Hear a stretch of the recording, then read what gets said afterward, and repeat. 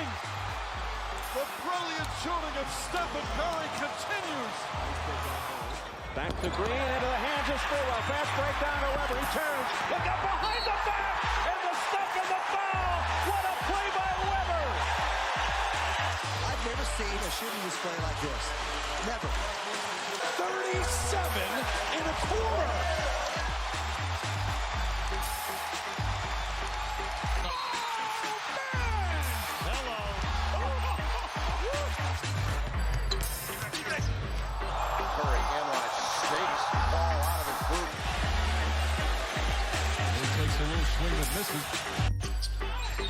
Curry splits the defense behind the back. Fires a three. Oh, he puts it in. What a spectacular move. That could be the greatest move I've ever seen. Here's Curry for the record. It's good. There it is. Stephen Curry, the all-time three-point king in the NBA. Fuck it. We'll do it live. You are in the Warriors Huddle with me, Bram. No Marcus today, but with me per usual, my master of all things video and sound, Maxime. It's going well. Matt, so look, I'm hell fired up to talk about that game. You can only imagine how fired up I am. But let's get the elephant out of the room, or at least acknowledge Maxime is driving as we record. I mean, in a car. I don't think he actually has a wheel ahead of him, but some additional challenges for our master of all things video here. How you doing over there? Yeah, no doubt. I mean, we're introducing a new segment. This is the Blair Witch Project Part 2. So I'm excited for all of the camera shaking that's going to go on. I think this is what everybody dreamed of when they heard that I was moving into the Master of All Things video in addition to sound. No, that's exactly right. We actually have two new segments. One, the consistent Blair Witch moving, and then two, me throwing up live on air because I watched it. So, I mean, that's things to look forward to, Maxime. Dude, we got to talk about some fucking Warriors after a huge Game 2 win. There is only one segment ahead of us today. It's the glass half full. Look back at that Game 2. Free form. No specific questions we have to answer. We're just pulling things out we like and we don't. And I'll start this way. You know what I like, Maxime? Beating the motherfucking Lakers in a playoff game.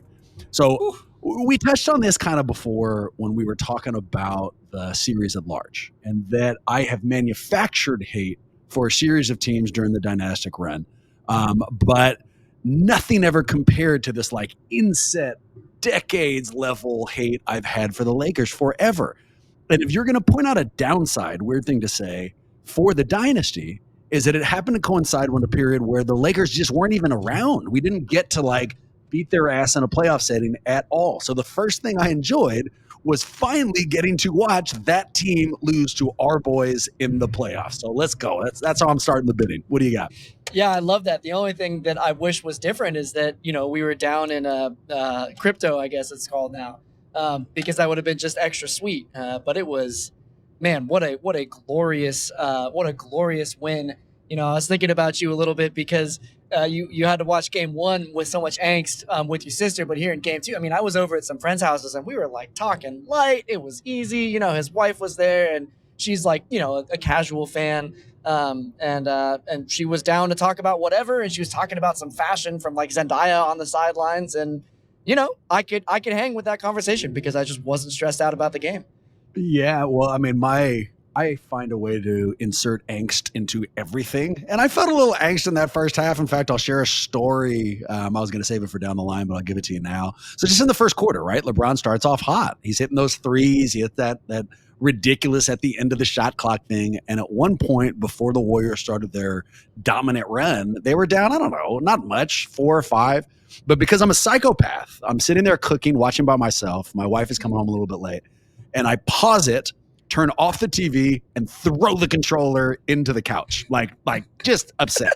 Then Erica comes home. She sees that the TV's off and that I've paused it, and she throws me a softball. You know, why have you paused it? Really what she's asking me is, did you do it for me? You know, it's this chance. It's a softball question of like, yeah, sweetie, of course. I wanted to watch with you. And I'm such a psychopath, Maxime. I said, no, fuck them. They don't deserve to be watched. And then I turned it on and they had this huge comeback. But it wasn't without its craziness. Back to Warrior stuff. Another thing I liked. Jamychal Green. I have thrown a lot of nasty takes his way throughout the year. I've done it directly to him. I gave Bob Meyer shit on not filling out roster spots that I thought could really help. And in a quarter, he immediately made me change all of those opinions. I'm all the way in. He's the new Nemanja Bjelica. I loved that he went 6 of 9 and went for 15 points. I love that he stepped in for Loon when we needed him. You know, it sounded like Loon was a little under the weather. And then the unintended benefit, right? So, I mean, they had to, if Loon was sick, they had to give Jamychal some burn. But one of the upsides of it is that his shooting forced AD to come out of the paint, you know? And so now all the passing lanes, everything was far more open. So Jamychal Green, another thing I liked. Yeah, who knew that he was going to be a 16-game bench player, or I guess starter at this point, right? It was. I was excited before the season started because I felt like him and Dante both filled just exquisite positions of need in the same way that we signed Gary Payton last offseason, and it really panned out for us. And I was a little bit disappointed by his lack of strong performances throughout the regular season. But my God, he stepped up when he needed him. And I also loved that, yeah, for sure, he forced Anthony Davis out of the paint a little bit, and then it ended up being us bucket up the paint more than them, which was fantastic. But I loved also that they weren't totally sure, right? Like, part of their game plan, I think, was, well, either they didn't know what to do with Jamychal Green, or they said, well, he's not been great, so we can sag off of him and dare him to take shots. They dared him, and he made those shots. So it was just a great time. I was cheering for him hardcore. They weren't positive. Every time he shot the ball, I wasn't positive. I was ready to rage pause the game again. But again, he proved me wrong. Also worth following up. Exquisite Positions of Need sounds like another A24 show on Netflix. I would definitely watch that, and it would be dark as shit and somewhat foreboding. I'll give you another thing I liked about Jamychal Green. If we have that clip from him, go ahead and play it here. This is Jamychal following his performance and at the press table. No, they always tell me to stay ready. So they seen this before, and that my time will come. And first series, I was kind of struggling with it, but we had a team meeting, and Steph, he said some powerful words, and it kind of got me locked in, let go of everything, and just all about the team. So a couple things there, right? One, that he stayed ready. I would not be capable of that. I would be mentally weak. I'd be deep in my feelings. And if they came to me late, I'd be super pissy. So that he did that, it's incredible. But the other thing I liked about that quote and Jamychal is that it's another angle for me to appreciate Steph Curry, man.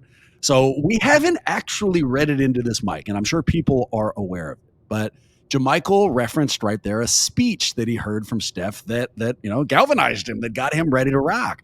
And there's this incredible story from friend of the podcast, Marcus Thompson II, came out right before Game 7, and I'm going to read you a quick excerpt for it here. I've had this in my phone for the last few pods, and we just didn't have an excuse, and I didn't want to steal the thunder from MT2, but it's now come out in a bunch of different ways, so I feel confident. Here it is. Quote, according to multiple sources in the private session, Curry told the team he believed in them, that they had enough to win. He asked for their trust in return. He assured them he would deliver victory if they all bought in. He implored them to put all of their feelings aside, which sources with knowledge of the locker room felt was messaged directly at Poole, Kuminga, and other guys who might have been unhappy for reasons such as playing time and role, and to lock in to a unified mission. Anyone who wanted to remain in their emotions, he told them to stay home. Anyone who was ready for their vacation, he told them not to get on the bus for Sacramento. But anyone who did get on that bus, Curry took that as a signature of approval, a binding agreement to be on board with the mission. And if they did that, if they got on the bus, he promised he'd deliver. With his game, his faith, their solidarity, they'd win. So look, dude, two things. One, what happened after that? A fucking 50 spot on Sacto's head. But two, we just heard from Jamychal. This is still there. This setting of the tone, this whatever it is that you can give us. If it's just supporting us on the bus, if it's coming in on a spot start and going 6 of 9, whatever it is, buy in. And, dude, that's leadership. There's no other way to put it. This guy is the foundational star of a fucking dynasty. Hell yes. And I mean, that was I just pulled up the article while you were talking through it, just to give, even though it says the athletic staff, I think, oops, that's not even the right one, so screw that. But just giving Marcus Thompson his praise there, because I've been enjoying reading him a ton. Friend of the show, Marcus Thompson, and this is just such a fantastic article, and it was so cool to get that insight and see it propagate out. And I think we're not even going to hear the last of it. Especially if this ends up being a long postseason run, this is going to be one of the flashbulb moments for sure. Fuck yes. Shit, some other quick hitters, dude. What else do I like? I like having Spider-Man and Zendaya at the game. F LA and their celebrities. We got big deals here too. I like just seeing them in the crowd. I liked big Klay Thompson games. I mean, how far are we going to go before we say that? It's so great having them back in my life. And we've said this too. There's something that's just fun and unpredictable about a Klay heater. This reveals how much of a nerd I am. My apologies in advance. But I was thinking about it. A Steph heater feels like watching like Captain America go off. It's predictable. It's phenomenal. It follows a very specific course. Klay going off is like a Deadpool movie.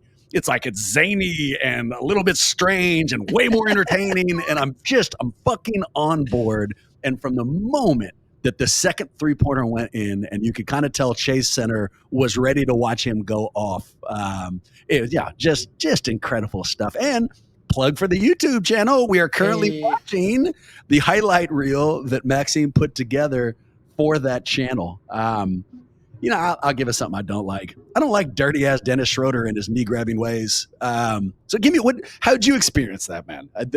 Is it common foul? Like, what'd you leave thinking? No, are you kidding me? I was like, okay, it's definitely a flagrant 2, but given Draymond and all this history or whatever, maybe they'll call it a flagrant 1 instead. The fact that they went and looked at it and then decided it was still a common foul, I mean, that felt like the most obvious, ridiculous. I don't know. It threw me for a loop. That was the one time in the whole game that I just yelled at the television. I mean, I'm to the point now where I kind of expected after they reviewed it that they'd come back and call a flagrant 2 on Draymond. I'm surprised that they haven't fucking suspended him. Like Dumar's like, yeah, we looked at this and based on past activity, we're pretty sure he put his knee into Schroeder's hand. The thing that was bullshit to me, and so we talked about this when we kind of did the tongue-in-cheek, what's the dirtiest play so far in the playoffs? But it's the justification, right? If you sat down and you asked Schroeder, what's the basketball play? What are you doing, dude? Like, why'd you do that? What's his response? Draymond didn't have the ball, so he wasn't going for the ball. He's trying to get around him on a screen, and he pulls the inside of his leg. There's nothing he could say that would make it a basketball play, which means by definition it's dirty. What the fuck are you doing? 100%. I mean, I feel like the closest I get to is he's doing some parkour shit. Maybe he's been like practicing running around an elementary school and like grabbing flagpoles as he like flips around. But it's like, there's no flagpoles on the basketball court. I found that to be so heinous. I mean, he legitimately could have injured Draymond, and that's not me being a homer. That's just like, you're pulling on the knee. I mean, that's a recipe for disaster. I'm glad that Draymond's not hurt. It's such a ridiculous play. It was such a ridiculous play. Some other stuff I like. I like that we survived a big LeBron half. He hits some. I told you, he hits those first couple of threes. I lose my ire. I can't even watch for a couple of seconds. And it kind of felt like, well, if he's hitting the 30, he hit that end of the shot clock 3 that banked in. Ugh. And I started thinking like, well, it's one of those games, we've got a LeBron game coming. And despite the fact that he was hot as shit, they still took a 27-point ass beating. In fact, another thing I liked, I loved the image of AD and LeBron on the fucking bench during the fourth quarter, especially when juxtaposed when they talked to AD after game 1. And I'll paraphrase here. But essentially what he says, they asked him, what do you attribute such a great game to? And he basically said I'm great. What do you mean do I attribute such a great game to? Like when I'm healthy, this is what I always aspire to.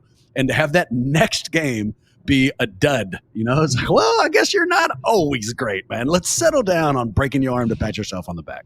Yeah, and my bad. I got to apologize to Wes because game 1 wasn't LeBron's best performance. He actually went for 23 last night instead of 22. So, just pointing out, sure, he had a great first half, but he had 2 points in the second half, and we shut him up. So, I don't know. Jury's still out on that one. I love that kind of secretly you're almost as petty as I am. That these things that it's in there, that it did bother you that we called you out on that like somewhere you're angry that we think you're a cheater, just all that stuff is still bouncing around, which is so fantastic. This just got doubly worse because you said we called you out on that, which means that clearly you're on Wes's side, and I don't know how I feel about that, Bram. That's new information to me. This is not subjective. I'm giving you a documentary. It's what you said. I've recently listened to that podcast. press, and it's 100% exactly what you said. Back to things I like. I like that.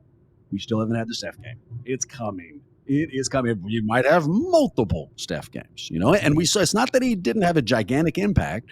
They put the ball in his hands. They let him initiate. That was kind of one of the big flips they had for game 2. And because of that, I think he ended up with like 12 or 13 assists and, was the distributor that we needed. But we also know there's a 40 spot coming and that we are already tied going back and still on pace for what I thought. I still say Warriors in 6. That we still have the Steph game in pocket is satisfying, let's say.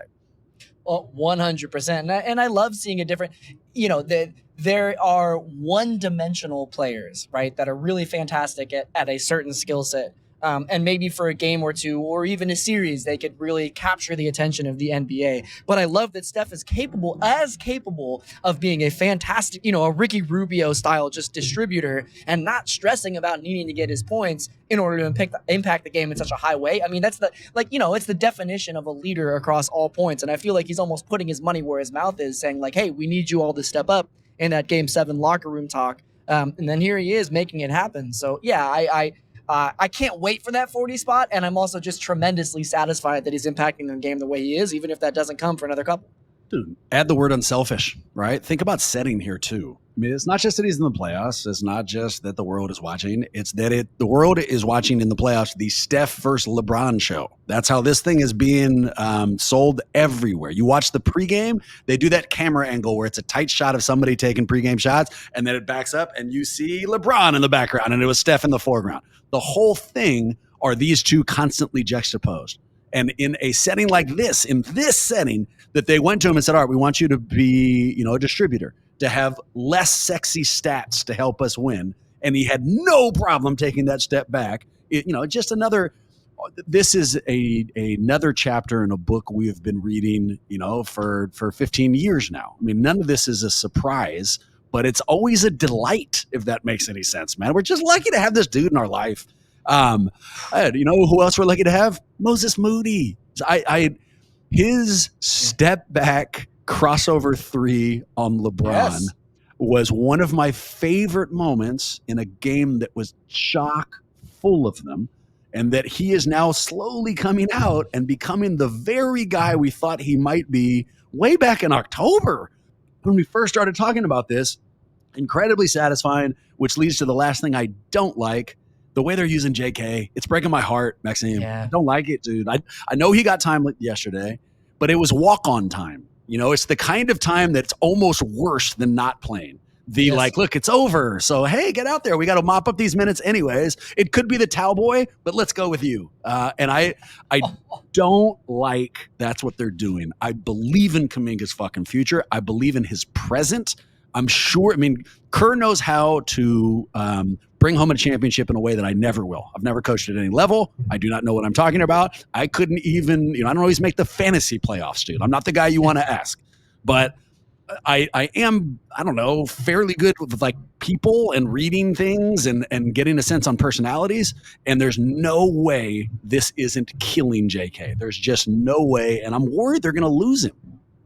Yeah, I want to address both Moody and JK. So if you don't mind, I'll take them in reverse. I spent most of the first half with like Jamychal Green taking shots and Moody taking shots and some just sort of, I think, generally chaotic play on both ends of the floor, saying, oh no, more often than not when the ball would launch out of somebody's hands, right? Expecting it to go in for the Lakers, expecting it not to go in for the Warriors. And I think that step back 3 was the moment I said, oh no, for the last time. I said, okay, you know what? I got to start trusting this. I can't be saying the same thing every time the ball goes up. That's annoying for the people around me.